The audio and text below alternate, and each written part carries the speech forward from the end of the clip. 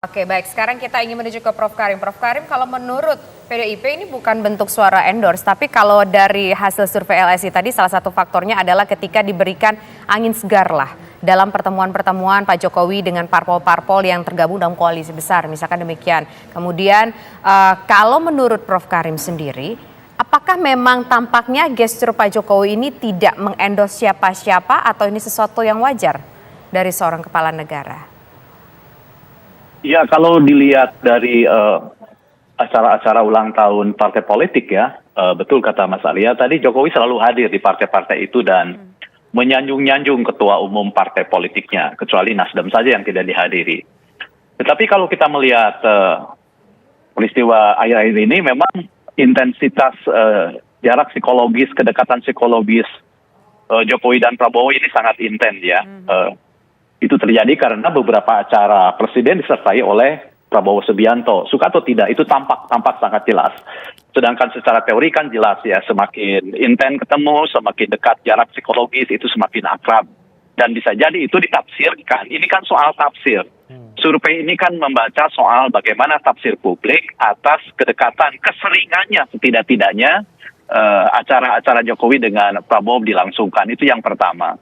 Yang kedua, menurut saya ada pesan lebih substantif dari survei ini, terutama soal penurunan meskipun tidak signifikan gitu ya. Karena kalau dihubungkan dengan gagalnya Indonesia menjadi tuan rumah, itu kan disampaikan oleh beberapa elit PDIP betapa alasan penolakan itu memiliki alasan yang sangat kuat, baik secara ideologis maupun secara historis. Nah, saya melihat ini menegaskan bahwa ada beberapa level pendukung di PDIP ini. Nah, mungkin yang tergerus itu ya, yang terkena isu ini adalah pendukung yang bisa kita sebut sebagai supporters gitu ya, pendukung yang mudah terombang-ambing gitu ya. Nah, ini jumlahnya tidak seberapa, tetapi lumayan akan membesar tergantung pada isunya. Di samping ada pendukung yang sudah established, mungkin karena dia well informed dan dedicated gitu ya. Mungkin dia sebagai pendukung yang kaya informasi, penuh dedikasi. Mungkin juga ada kelompok ketiga, misalnya pendukung yang sudah yakin berkepala batu, stone supporter gitu ya. Nah, terkait dengan alasan penolakan itu menurut saya ini yang harus dijelaskan ke dalam gitu ya.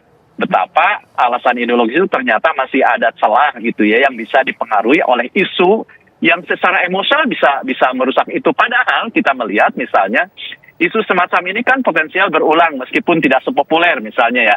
Kalau kemarin misalnya penolakan atas timnas Israel, kan di masa yang dekat ini penolakan terhadap kontingen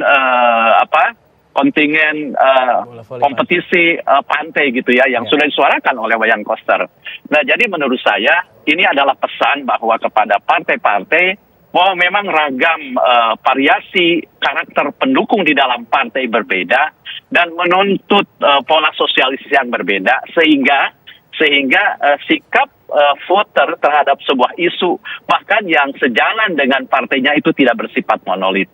Nah, kemudian yang ketiga soal Jokowi, memang saya pernah mengatakan di acara ini juga the real faktoren atau kekuatan politik nyata di Indonesia dalam soal pencapresan hanya dua.